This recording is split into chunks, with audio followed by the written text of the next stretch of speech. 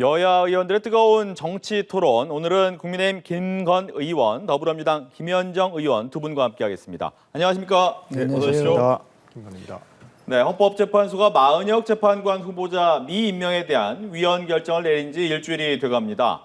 최상목 대통령 권한대행은 여전히 숙고를 하고 있는데요. 양당의 입장을 들어볼 텐데 먼저 국민의힘 입장부터 들어보겠습니다. 우선 그 헌재 우선순위에 저는 좀 동의하기 어렵습니다. 왜냐하면 지금 우리 경제가 어렵고 또 그 트럼프 대통령발 관세 전쟁이 시작되고 있는 상황에서 우선적으로 그 한덕수 국무총리 탄핵 문제가 심의되고 판단이 돼야 된다고 생각합니다. 그런데 뭐 마은혁 재판관에 대한 게 먼저 돼서 여기에 대해서는 조금 유감이고요. 그다음에 이 마은혁 재판관 문제에 대해서는 이제 헌재가 결정을 내렸으니까 거기에 대해서 우리 정부가 이제 심사숙고하지 않겠습니까? 그래서 그 결정을 따르면 될 것이라고 생각합니다. 알겠습니다. 민주당의 이야기도 듣겠습니다. 네, 최 대행이 이제 국무회의를 열었는데 그 중에서 뭐 숙고할 점이 있다는데 여러 명이 동의했다라고 하면서 지금 아직 임명하지 않고 있는 이유를 좀 밝혔는데요. 저는 일단 그 헌재 결정보다 이렇게 국무위원들의 무기명 의견이 더 중요한 것인지, 그리고 헌재보다 국무위원들이 더 위에 있는 것인지에 대해서 반문하지 않을 수가 없습니다. 그러니까 헌재 판결은 모든 국가기관을 기속하잖아요. 대통령도 그것에 기속합니다. 그런데 권한대행 같은 경우는 당연히 또 헌재 결정을 존중해야 됨에도 불구하고 정무적 판단을 이유로 임명하지 않는 것은 명백한 이원적인 행위라고 저는 생각을 합니다. 그래서 헌법재판소에서도 이러한 그 임명 부작위에 대해서 국회의 권한을 침해한 것이다라고 판시를 한 것이거든요. 그리고 우리 헌법 제111조에도 보면 국회에 추천한 헌법재판관은 대통령이 반드시 임명하도록 그 의무 규정으로 되어 있거든요. 그래서 또 이제 그 일부에서는 계속 이게 시기는 정하지 않았다. 그래서 뭐 헌재 판결은 났지만 시기를 정하지 않았기 때문에 그것은 또 최 권한대행의 뭐 재량인 것처럼 이야기하지만 그렇지 않습니다. 그 시기를 정하지 않은 것은 즉시 임명하라는 그런 의미로 해석하는 것이 맞고요. 그래서 계속해서 이렇게 임명하지 않으면 부득이 최상목 그 권한대행은 그 임명 부작위로 인한 그 직무유기로 인한 책임에서 자유롭지 못할 것이다, 저는 이렇게 생각합니다. 네, 그 책임이 하나만 더 여쭙고 설명해요. 그 책임이 탄핵까지 간다는 의미입니까? 뭐 탄핵까지 저희가 지금 뭐 예상하고 있지는 않지만 그 직무유기죄에 해당할 수 있거든요. 그래서 우리 당내 일부에서는 그 직무유기죄로 고발해야 되는 것 아니냐라는 의견도 있습니다. 알겠습니다. 반론 듣습니다. 그 지난 8년 전 탄핵 때도 8명의 재판관들이 탄핵 결정을 하지 않았습니까? 그래서 지금 이 그 한 명을 더 임명해야 된다는 것에 대해서 그것이 과연 우리 그 나라와 국민들을 위해서 우선순위인가 이렇게 생각을 하게 됩니다. 그래서 거기에 대해서는 우리 그 정부에서 심사숙고하는 것에 대해서는 존중해 줘야 된다는 생각입니다. 알겠습니다. 두 번째는 이제 앞서서 한덕수 총리 탄핵 심판 선고가 이르면 이번 주라고 얘기가 되지만 또 윤 대통령 선고와 좀 비슷하게 나올 수도 있다, 이런 얘기도 또 나오고 있고요. 만약 근데 좀 먼저 나오게 된다면 이 부분이 혹시나 윤 대통령 탄핵 심판 선고에 좀 영향을 줄 수 있을 것인가, 이 부분에 대해서 어떻게 생각하시는지 이야기를 듣겠습니다. 아까 말씀드린 것처럼 그 한덕수 국무총리에 대한 그 탄핵 심판이 빨리 끝나야 됩니다. 그래서 빨리 복귀를 해서 정상화돼야 우리가 지금 국정을 제대로 운영할 수가 있습니다. 이거하고 뭐 다른 걸 하고 자꾸 연결시킨다든가 그렇게 생각할 필요가 없다고 생각합니다. 그래서 저 입장에서는 하루빨리 탄핵이 기각돼서 한덕수 총리가 다시 업무를 시작해야 우리가 지금 그 맞닥뜨린 경제 위기라든가 아니면 어떤 그 관세 전쟁이라든가 이런 파고를 대응해 나갈 수 있다고 생각하고 있습니다. 네, 즉 윤 대통령의 탄핵 심판과 별개로 최대한 빠르게 결정이 나와야 된다. 네, 그렇습니다. 알겠습니다. 네, 과거에 그 노무현 그 박근혜 전 대통령의 탄핵 심판 때 보면은 공통점이 이제 변론이 종결되고 2주 안에, 그리고 모두 금요일에 그 판결이 난 그 공통점이 있거든요. 그래서 그 3월 14일 설이 대단히 이제 유력한데, 그 이번 주에 이제 일각에서 이번 주에 한덕수 전 총리에 대한 탄핵 심판에 대한 선고가 나오면 그것이 이제 미뤄질 것이다라는 예측도 일부 있는데, 저는 헌법재판관이 지금 여러 가지 그 탄핵 심판 중에서 가장 중요한 것이 국정 공백을 최소화하고 내란을 종식시켜야 되는 윤석열 대통령의 탄핵 심판이라고 생각하고 있다고 생각하기 때문에 그 뭐 한덕수 전 총리의 탄핵 그 선고가 나더라도 그 일정대로 이렇게 윤석열 대통령의 탄핵 심판에 영향을 미치지는 않을 것이라고 저는 예상합니다. 네. 윤 대통령의 탄핵 심판 선고를 앞두고 국민의힘의 중도층 이탈이 여론조사를 통해서 감지가 되고 있다라는 분석이 조금 나오고 있어요. 이 조기 대선이 열릴 경우에 중도층의 표심이 굉장히 중요한데 이 추이를 좀 어떻게 보는지, 뭐 국민의힘은 어떻게 보고 계십니까? 중도층의 지지율의 추이. 저희 대단히 관심 갖고 보고 있고요. 왜냐하면 저게 여당이지 않습니까? 여당으로서 국정 운영을 해가려고 그러면 뭐 우리 지지층의 지지도 중요하지만 그거 이상으로 중도층의 지지, 또 이 우리를 반대하시는 분들의 지지와 이해도 중요합니다. 왜냐하면 국정은 전체를 이끌어가는 거니까요. 그런 의미에서 여론조사 결과를 저희 심각하게 보고 있고요. 또 그래서 우리가 심기 일전에서 아주 소구력 있는 민생 정책으로 계속 승부해 나가야 된다고 생각하고 있습니다. 예. 중도층의 지지율을 어떻게 보고 계신지. 최근에 나온 여론조사 추이를 보면 특히 이제 중도층의 민심은 이미 윤석열 대통령을 파면하고 정권 교체를 원한다고 이렇게 좀 지표로 나와 있는 것 같습니다. 그러니까 3월 4일자 리얼미터 조사를 보면 전주 대비해서 정권 교체와 정권 연장의 비율 차이가 3.7%에서 16.1%로 이렇게 벌어졌거든요. 특히 중도층에서는 그 정권 교체가 60.6%이고 정권 연장이 33.6%입니다. 2배 이상이 정권 교체를 원하는 것으로 지금 중도층에서 나와 있고요. 또 2월 4주차 2월 25일부터 2월 27일 3일간 했던 갤럽 조사에 보더라도 탄핵 찬성이 59%고 반대가 35%인데요. 중도층만 보면은 찬성이 70%고 반대가 23%입니다. 이렇게 중도층에서는 이미 그런 그 민심의 이제 그 변화, 민심이 이제 윤석열 대통령의 파면과 이제 정권 교체를 원하고 있다는 것이 지표로 좀 확인되고 있는데 그 이유를 살펴보면 그런 것 같습니다. 그러니까 지금 국민의힘이 집권 여당 아닙니까? 집권 여당인데도 불구하고 책임 있는 모습을 보여주기보다는 모든 것을 야당 탓을 하면서 모든 것을 이재명 비판에 올인하고 강성 지지층의 결집에만 매몰되는 그런 모습들에서 무책임한 모습들을 좀 중도층에서는 좀 비판적인 시각으로 보는 것 같고 또 최근에 각종 이제 뭐 그 내란을 옹호한다든지 폭동을 선동한다든지 헌법을 부정한다든지 하는 그런 그 언행들로 인해서 약간 구구화되는 그런 측면에 있어서의 중도층의 비판 여론도 지금 여기에 지금 반영이 된 것 같고요. 또 하나는 이제 최근에 명태균 게이트 관련해서 새로운 의혹들이 화수분처럼 쏟아지고 있잖아요. 그래서 윤석열과 김건희 여사에 대한 뭐 공천 개입이나 여론 조작, 이권 개입을 넘어서 최근에 유력 대선 후보인 오세훈, 홍준표, 뭐 이준석 등에 이르는 뭐 여론조사 비용을 대납하고 여론 조작을 했다. 뭐 이런 의혹들까지 계속해서 나오고 있어서 이런 것들이 그 합리적이고 상식적인 것을 것을 가지고 기준으로 판단하는 중도층이 봤을 때는 대단히 거부감을 주고 있다라고 저는 보고 있고 그래서 지금이라도 정부랑 여당에서 이런 중도층 특히 국민들이 관심을 갖고 있는 민생이나 경제나 외교 안보 쪽에 좀 더 집중하지 않고 계속해서 지금 같은 행보를 보인다고 하면 그 간극은 더 벌어질 것이라고 저는 생각합니다. 네.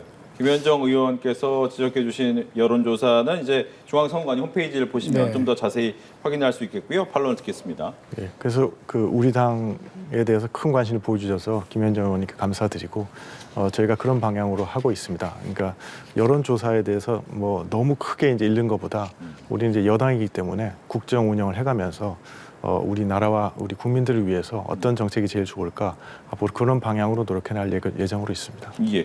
근데 이제 김현정 의원께서 지적한 부분 중에 한 가지를 더 추가로 질문을 드리면 극우화 부분을 지적을 했잖아요. 국민의힘이 극우화되고 있다. 그렇기 때문에 중도층이 이탈한다. 이 부분은 동의하십니까? 저는 거기에 좀 동의가 힘든 것이 저희의 분명히 이제 약간 강성 지지층 분도 계시고 저희 당의 이제 스펙트럼이 넓지 않습니까? 그 모든 분들을 아울러서 결국은 우리의 목표라는 거는 우리의 지지층뿐만 아니라 그다음에 중간 지대에 계신 분들, 심지어 우리를 반대하시는 분들까지 다 껴안아서 그 정부 여당으로서 책임 있는 자세로 나간다는 거기 때문에 그러한 노력을 계속해 갈 거라는 걸 말씀드리겠습니다. 알겠습니다. 국민의힘 지도부 얘기를 안 할 수는 없을 것 같아요. 얼마 전에 이명박 전 대통령을 예방하고 또 박근혜 전 대통령도 예방을 했는데 이러한 움직임이 중도층 표심에 영향을 줄 것인가? 뭐 일각에선 집토끼를 위한 만남 아닌가라는 지적도 있는데 먼저 국민의힘 이야기 듣고 질문드리겠습니다. 지금처럼 이제 정치적으로 좀 어려운 시기지 않습니까? 국가가 이런 시기에 이제 그 전직 대통령님들 만나서 지혜를 얻고 이런 거는 뭐 당연하게 해야 될 일이라고 생각하고요. 그런 거에 대해서 이제 너무 의미를 둘 필요가 없다고 저는 생각합니다. 그다음에 아까 말씀드렸듯이 기본적으로 이 우리가 지향하는 바는 우리의 지지층의 기초에서 거기에 멈추는 것이 아니라 중도층과 그다음에 우리를 지지하지 않으신 분들까지 다 이해하고 지지를 얻도록 노력하는 것이 우리의 목표입니다. 그런 목표로 나갈 거라는 말씀을 드립니다. 알겠습니다. 이명박, 박근혜 전 대통령을 예방한 국민의힘 지도부의 모습은 어떻게 보셨는지? 저는 일단은 이제 강성 지지층의 결집을 위한 의도로 찾아간 것 같아요. 말씀하신 것처럼 집토끼를 잡기 위해서 간 것인데 저는 가장 최악의 정무적 판단을 한 것이 아닌가. 이런 것들 때문에 오히려 중도층이 더 멀어지고 있는 원인으로 작용하고 있는 거거든요. 파면당한 전직 대통령한테 파면 선고를 앞두고 찾아가서 지금의 상황에 대해서 한마디 해달라고 이렇게 하면서 강성 지지층의 그 결집이 필요하다는 발언을 유도한 이런 모습들은 사실 특히 국민들, 특히 중도층이 봤을 때는 상식적이지 않아 보이는 게 당연합니다. 그리고 또 각종 집회에서 최근에 국민의힘의 일부 의원들께서 하는 발언들 보면 정말 수위를 넘어가고 있지 않습니까? 뭐 서천호 의원이 공수처라든지 선관위나 뭐 헌재를 때려 부수자라고 폭동을 선동하는 그 발언도 서슴지 않고 있었고 또 누굽니까 장동혁 의원도 이번에 비상계엄이 하나님이 다 계획이 있다 이런 또 발언을 해서 내란을 옹호하는 듯한 발언도 또 하셨거든요. 거기다가 또 지금 박수영 의원은 나은혁 재판관 임명하지 말라고 단식투쟁을 들어갔죠. 권성동 원내대표는 그거에 대해서 또 두둔하는 듯한 발언을 하고 있고 이런 모습들을 봤을 때 과연 책임 있는 공당의 집권 여당의 모습이 이것이 맞는가에 대한 그런 그런 무책임한 모습들이 중도층에서는 소구가 안 되는 것입니다. 그런데 제가 봤을 때는 국민의힘에서는 일단은 윤석열 대통령 파면되기 전까지는 이런 보수층의 결집을 하고 파면이 된 이후에는 이제 중도층까지 확장하는 전략을 쓰려고 하는 것 같아요.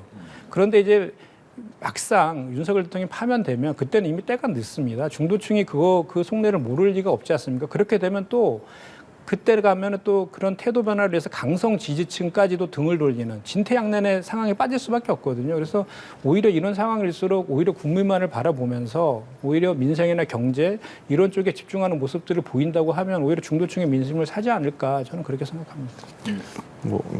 너무 많은 해석을 해주셔가지고 제가 좀 부담이 되는데 하여튼 저희는 국민만을 바라보고 가고 있습니다. 그렇게 생각해 주시면 되겠습니다. 알겠습니다. 지금 이재명 대표 얘기도 좀 해봐야겠죠. 연일 우클릭 행보를 하고 있다라는 이야기가 나오는데 이제 오는 20일 이재용 삼성전자 회장을 만납니다.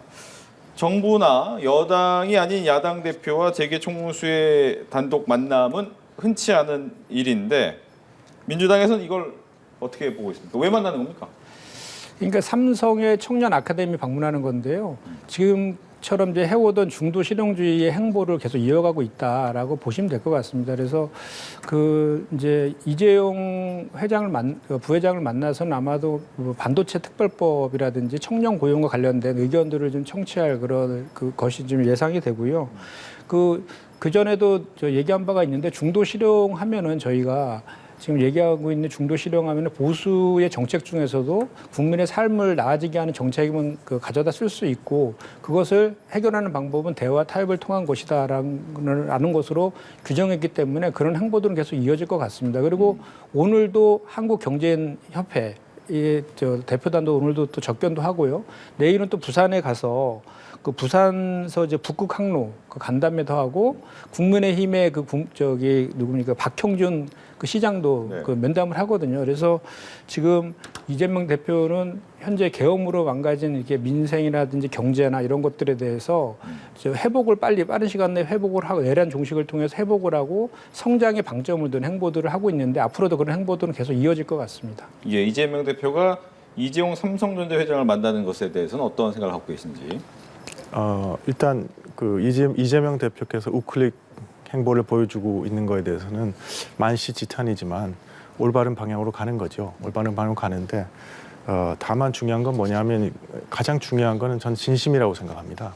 그래서 이게 말에 그쳐서는 안 되고 이것들이 행동으로 보여줘야 국민들께서 납득하시고 그렇게 믿을 수 있다, 진심으로 받아들일 수 있다고 생각하고, 그래서 행동은 뭐냐고 생각하냐면 일단 우리 그 반도체 특별법 있지 않습니까? 주 52시간제에 대해서 좀 유연하게 적용하는 그런 반도체 특별법의 통과라든가 아니면 간첩법의 통과라든가 아니면 그 북한 인권재단 설치라든가 이렇게 좀 정확하게 행동으로 국민들에게 뭔가 보여줘야 이것이 어떤 진심으로 느껴지지 않을까 그런 생각을 해봅니다.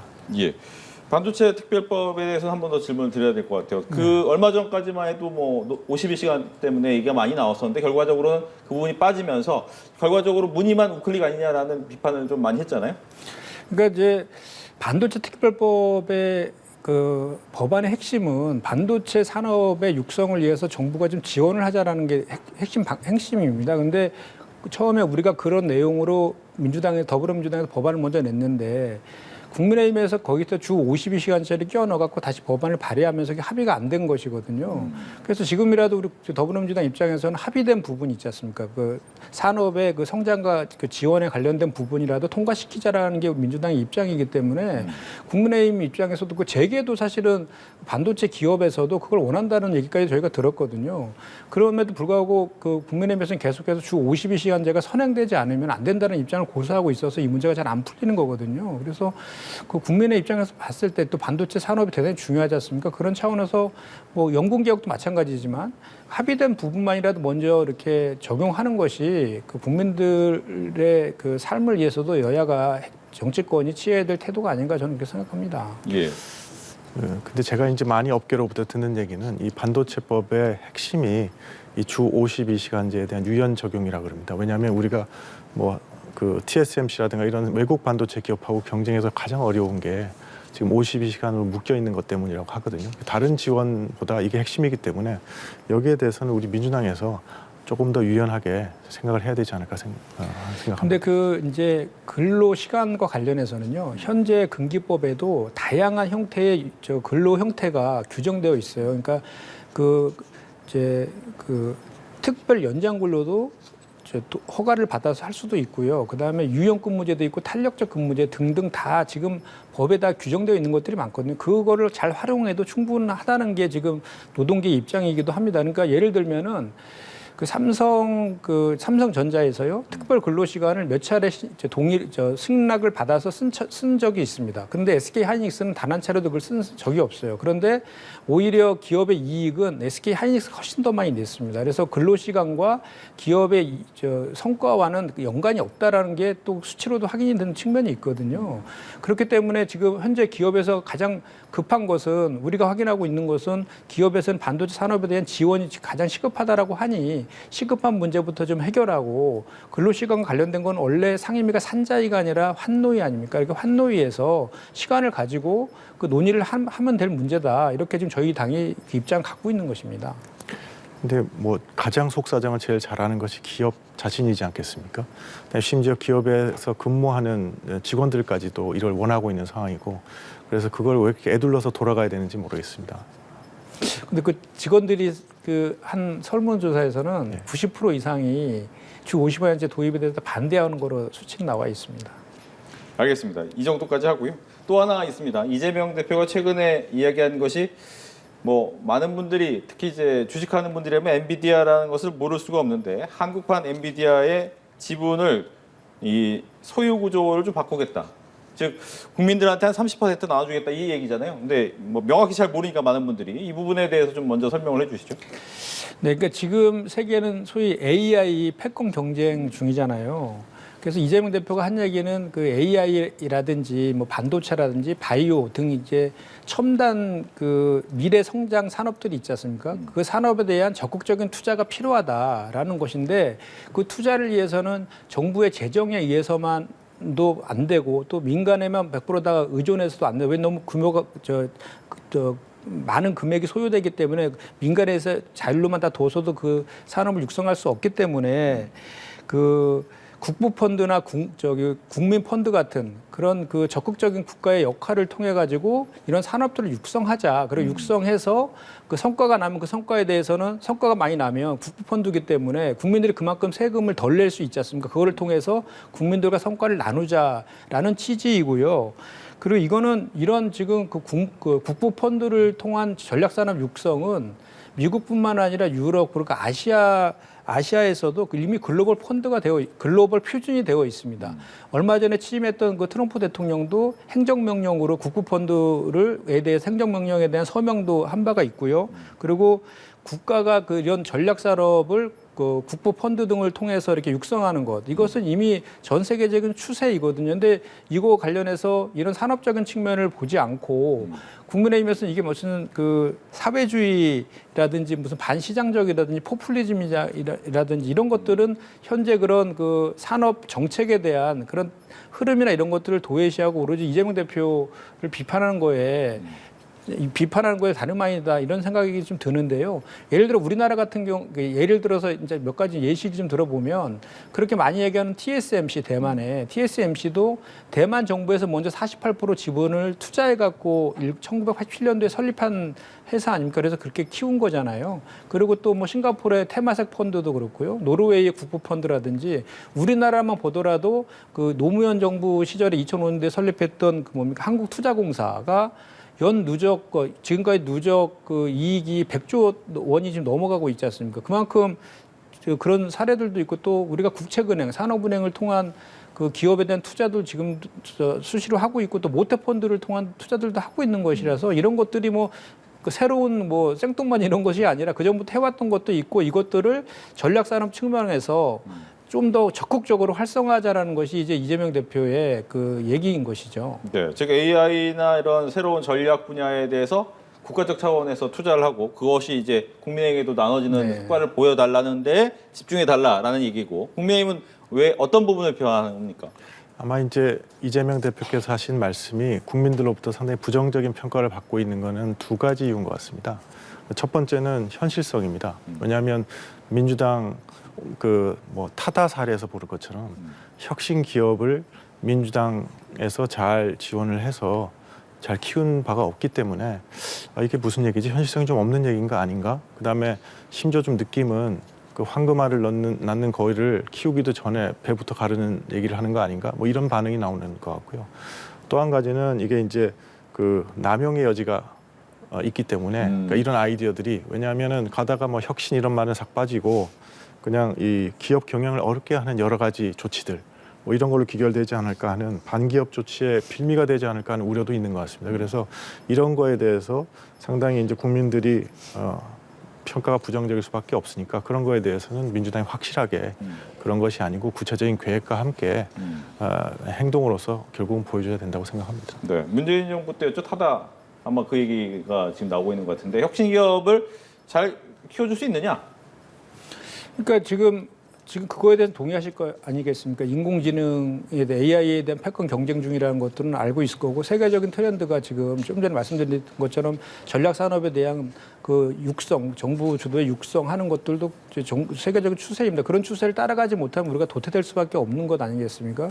그런 차원에서 오히려 이것들은 그 첨단 산업에 대한 육성을 하는 것이지 산업을 뭐 이렇게 도태하거나 이런 측면에서 접근하는 문제 전혀 아닌 것 같고요.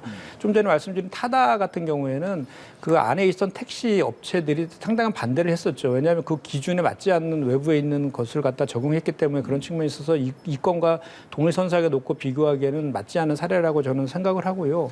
어쨌든 지금 우리가 분명히 알아야 될 것은 지금 현재 우리나라가 지금 뭐 반도체가 우리의 가장 그 큰 수출 산업 중에 효자 산업 중에 하나임에도 불구하고 뭐 미중 패권 경쟁 사이에서도 지금 대단한 위기에 처해 있는 것도 사실인데 그러한 그 첨단 산업에 대해서 우리가 그거에 대해서 신경을 쓰지 않는다라고 하면 우리의 그 글로벌 경쟁력은 또 도태될 수밖에 없는 것 아니겠습니까? 그럼 그런 것들에 대한 그럼 그 정부 여당에서 뭔가의 새로운 대안을 제시한다든지 이런 것들을 통해서 좀 이렇게 건전한 논쟁이 되었으면 좋은데 이것이 마치 이렇게 국부펀드나 국민펀드를 통해서 전략산업을 육성함으로 인해서 그 성과를 국민과 나누는 것이 마치 기업의 이윤을 뺏는 것처럼 이렇게 생각하는 것은 완전히 그 가짜 뉴스인 것이거든요. 그렇게 가짜 뉴스를 호도할 일은 아니다라고 생각합니다. 네. 뭐 가짜 뉴스 호도라기보다는 그러니까 국민들이 자꾸 그런 우려를 갖게 되는 이유가 있지 않겠습니까? 왜냐하면 이때까지 어떤 반기업적이고 반시장적인 정책들을 많이 이제 민주당에서 추진해 왔기 때문에 그런 거니까 그런 거에 대해서는 이제 시장과 그다음에 국민이 납득할 수 있게 민주당에서 적극 더 노력해야 된다고 생각합니다. 예. 뭐 조금 전에 들어온 얘기를 보니까 이제 오늘 앞서 잠깐 언급해 주셨지만 한경협에 이제 다녀왔습니다. 이재명 대표가. 근데 거기 나왔던 얘기가 뭐 52시간도 있었지만 상법 개정 관련해서 우려가 좀 나왔다라고 해요. 아마 뭐 배임죄 폐지 등의 문제 부분 좀 이야기가 된 것 같은데 이제 이 부분도 어떻게 보면 우클릭과 관련된 논의이기 때문에 한번 더 얘기를 들어볼게요. 지금 상법 개정안을 좀 우려스럽게 바라보는 시각에 대해서 어떻게 이야기하시겠습니까?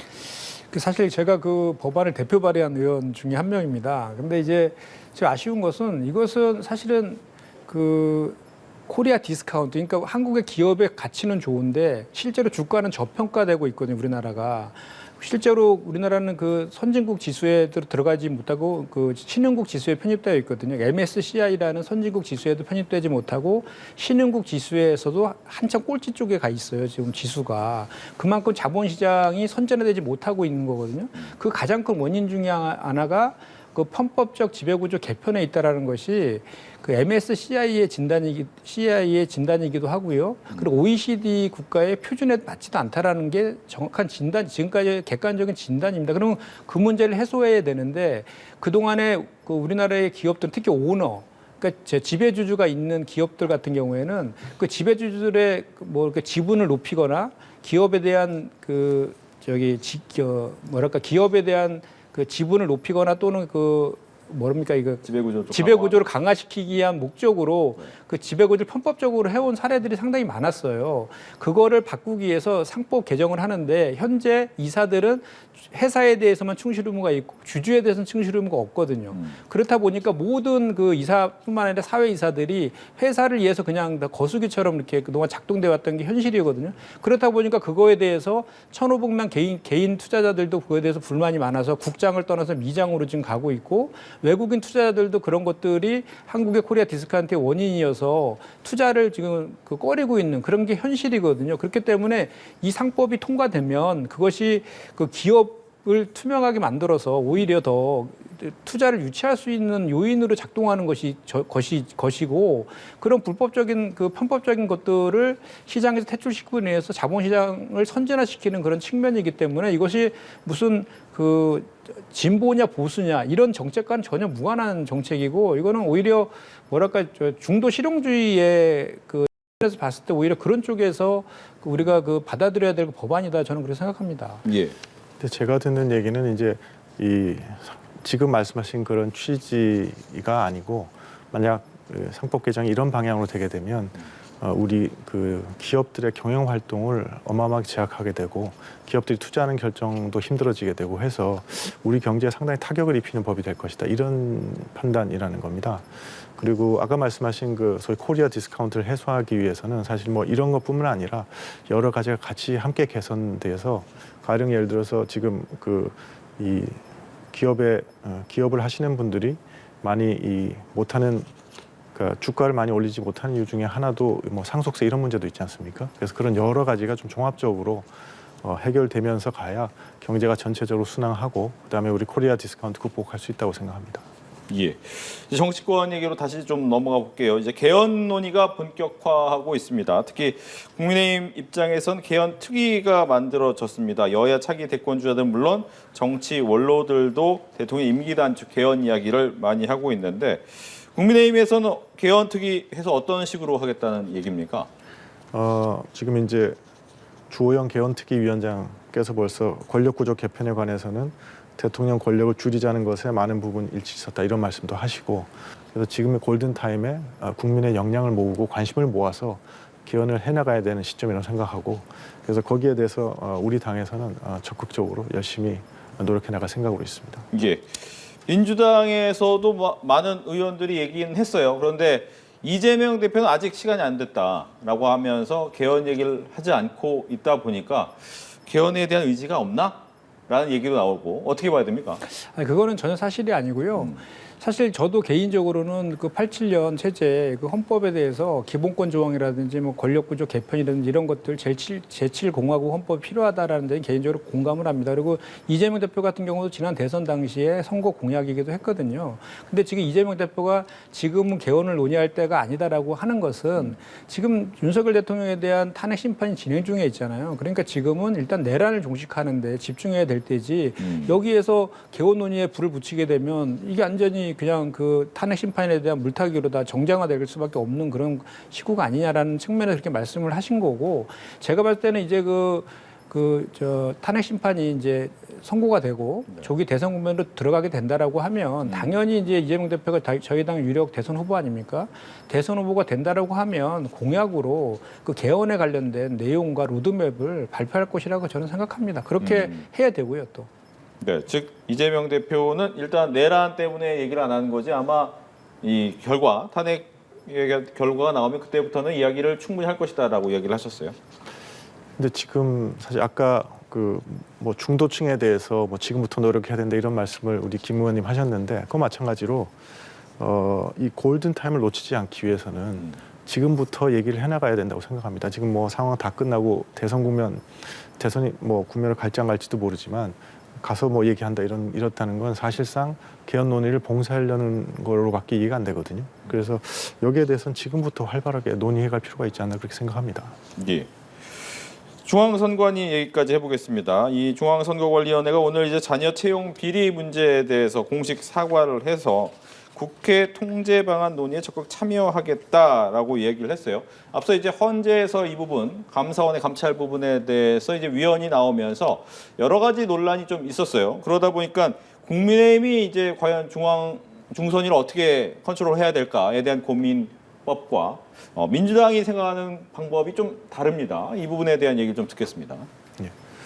그 선관위는 당연히 독립성을 가져야죠. 그렇지만 그것이 뭐 비리나 비효율 그게 용인된다는 뜻은 아닐 겁니다. 그래서 이제 우리 당에서는 지금 한 5가지 개혁안을 내놓고 있습니다. 뭐 특별감사관 임명이라든가 또는 선관위 사무총장에 대해서 청문회를 한다든가 또 법관의 선관위원장 겸임을 금지하고 또 시도 선관위에도 국감을 도입하고 또 마지막으로 지방선관위 상임위원회는 외부 인사를 확대하는 이런 5가지 그 개혁 방안을 내놓고 있거든요. 그래서 이걸 통해서 뭔가 제도적으로 선관위가 뭐 독립적임을 유지하면서도 비리도 없고 효율적으로 운영되는 기관으로 만들어야 된다고 생각합니다. 네, 그러니까 그 헌법재판소의 그 판결은 행정부 소속인 이제 감사원이 헌법기관인 그 선관위에 대해서 직무 감찰을 할 수 없다라는 것이지 선관위의 각종 뭐 비리라든지 이런 것들이 정당하다라고 하는 판시는 아니지 않습니까? 거기에 맞춰서 이제 그 대안을 이제 만들어야 될 것 같은데. 그 특히나 선관위 같은 경우는 민주주의의 꽃인 선거를 관리하는 곳이기 때문에 특히나 뭐 비리나 이런 것들의 의혹이 조금이라도 있으면 안 되는 조직인 건 분명한 사실이죠.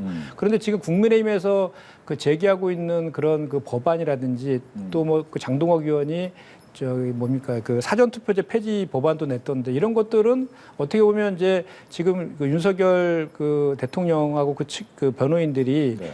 부정선거와 관련된 계엄의 정당성을 주장하기 위해서 그 부정선거 음모론을 계속해서 지금도 설파하고 있잖아요. 그런 거와 연동해가지고 그 극우나 그 보수 결집용의 행보로 보여질 여지가 꽤 있어서 좀 아쉽다는 측면이 듭니다. 왜냐하면 정말 선관위의 그 견제와 감시 기능을 제대로 좀 하려는 내용들을 알차게 만들려면 먼저 여야가 머리를 맞대고 그 대안을 만들어야 된다고 저는 생각합니다. 그래서 지금 같은 경우에는 국회에서 선관위에 대한 그 국정감사나 국정조사 또는 현안 질의를 통해서 지금 견제 감시 기능을 하고 있는데 상시적으로 열리는 것은 아니기 때문에 그게 좀 미흡한 측면이 있다라고 볼 수도 있습니다. 그러면 그거에 대해서 어떤 식으로 선관위에 대한 그 견제 장치를 만들 것인가에 대해서 국회 차원에서 좀 더 적극적으로 여야가 그 논의하는 테이블을 만들어서 가는 방법으로 하는 것이 맞지 지금처럼 이렇게 뭔가 부정선거와 연동돼 갖고 이렇게 하는 듯한 그런 모습으로 하는 것은 적절하지는 않다고 생각합니다. 뭐 지금 말씀하신 거는 저도 이해는 하는데 국회 차원의 감시라든가 이런 거 이제까지 했던 거지 않습니까? 이제까지 했는데 지금 이런 일이 벌어진 거니까 제도 개선이 반드시 필요한 것 같습니다. 왜냐하면 뭐 바구니 투표로 대표되는 하여튼 선거 관리에 있어서도 문제를 드러냈고, 그다음에 이번에 가족 채용을 봐서도 조직 관리에도 문제를 드러냈기 때문에 선관위에 대해서는 어떤 제도적인 조치를 취해야 되고, 제도적 개선을 위해서 여야가 맞대야 되고, 이거를 자꾸 그 다른 거하고 연결시켜서 가령해서 부정 선거론을 강화하기 위해서 하는 거 아니냐, 이게 또 다른 정치 공세 같습니다. 왜냐하면 선관위에 대해서는 분명히 개선과 개혁이 필요하고, 이걸 위해서 우리가 지금 매진해 가야 시점에 이거 부정 선거랑 연결해서 공세하는 거 아니냐, 자꾸 이렇게 해서 그 동력을 떨어뜨릴 필요가 없이 우리가 정말 제도 개선을 위해서 우리가 이제 일단 5가지 아이디어를 내지 않았습니까? 그래서 그것은 어떤 것은 되고 어떤 것은 안 되고 어떤 것은 또 다른 게 해볼 수 있고, 이렇게 논의해가는 그런 노력이 여야가 함께 해야 되지 않을까 생각합니다.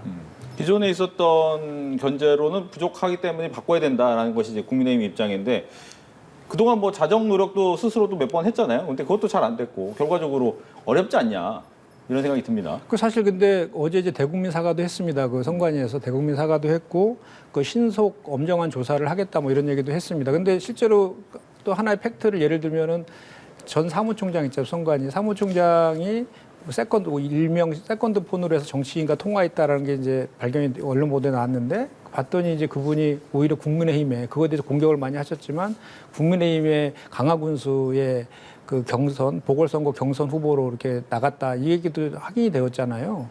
그래서 저는 그 지금 현재의 상황에 있어서 우리가 뭐 오비일학이라고 하지 않습니까? 진짜 그 선관위에 대한 그 견제와 감시 장치를 정확히 만들려고 하면 그런 오비락 할 것이 아니라, 특히 사전투표 같은 경우는 사전투표가 우리나라의 투표율을 2014년 도입한 이래로 그 40%대에 있던 총선 투표율 60% 후반대까지 끌어올려서 전 세계에서 따라서 하는 아주 모범적인 선거 시스템으로 자리 잡고 있음에도 불구하고, 그것을 마치 그 사전투표제가 그 부정선거와, 그렇게 그 장동혁 의원이 기자회견할 때 그렇게 말씀을 하셨거든요. 부정선거의 가능성과 연동해가지고 이 얘기를 하면서 이게 필요하다라고 이렇게 했거든요. 그렇기 때문에 저희가 그렇게 지금 합리적 의심을 하고 있는 것이고, 사전투표제를 지금 폐지할 이유가 하등이 없거든요. 그리고 국민 정서에 맞지도 않습니다. 그리고 그것은 예를 들어 사전투표로 인해서 무엇이 뭐 부정선거가 있었다거나 그런 뭐 구체적인 뭐 그런 그 자료나 증거나 이런 것들이 전혀 있지도 않은 상황에서 뜬금없이 사전투표제 폐지를 하자라고 나오니까 저희가 그런 주장을 이제 하는 것이다라고 보면 되실 겁니다. 예. 그 뭐 사전투표제 폐지를 당론으로 해서 발의한 거는 아니기 때문에, 결국 가장 중요한 거는 많은 국민들이 투표에 참여할 수 있는 방법이 뭘까에 대해서 찾는 거라고 생각합니다. 그래서 지금 뭐 여러 가지 아이디어가 나오고 있는데, 사전투표도 있지만 또 그 본선 투표의 날짜를 좀 넓혀서 많은 분들이 투표를 하게 하는 거, 뭐 그것이 더 효율적이 아니냐, 이런 아이디어 꾸려서 이런 투표제 문제도 우리가 한번 여야가 머리를 맞대고, 목표는 많은 국민들이 자기의 의사를 표현할 수 있는 그런 기회를 드려야 된다는 것 중심으로 해서 논의를 해보면 되지 않을까 싶습니다. 근데 이제 이제 선관위가요, 헌법기관이지 않습니까? 국회나 헌재나 뭐 법원이나 등 해서 헌법기관 중에 하나이기 때문에, 그 선관위의 그동안에 잘못된 관행이라는 건 당연히 척결해야 되고 그 개선해야 되는 건 분명한 사실이지만, 그 헌법이 개정되지 않은 상황에서 헌법기관에 대한 외부에서의 특별감찰제 도입이나 이런 것들은 사실 잘 꼼꼼히 수기를 통해서 신중하게 이렇게 살펴볼 문제이지, 그냥 지금 단편적으로 그냥 딱 발표할 그럴 성격의 내용들은 아니기 때문에, 우리 당 입장에서도 그 개선의 필요성에 동의하기 때문에 국회 차원에서 좀 대안을 찾아보자라고 지금 저희가 말을 하고 있는 그런 상황인 것입니다. 지금 말씀하신 게 저희가 지금 하려는 특별감사관장은 조금 다른 것 같아서, 그 내용을 이제 자세히 살펴보시고 발의가 되면 여야 간에 협의를 해가면서, 어쨌든 선관위에 대해서는 좀 제도적인 개선이 필요하다, 이런 생각이 듭니다. 그래서 기존에 했던 국회의 어떤 여러 감시 기능이나 이런 것도 강화해 나가면서 제도 개선을 위해서 노력해야 된다, 이렇게 생각합니다. 알겠습니다. 이렇게 해서 국민의힘 김건 의원, 더불어민주당 김현정 의원 두 분과 함께 정치 토론했습니다. 오늘 얘기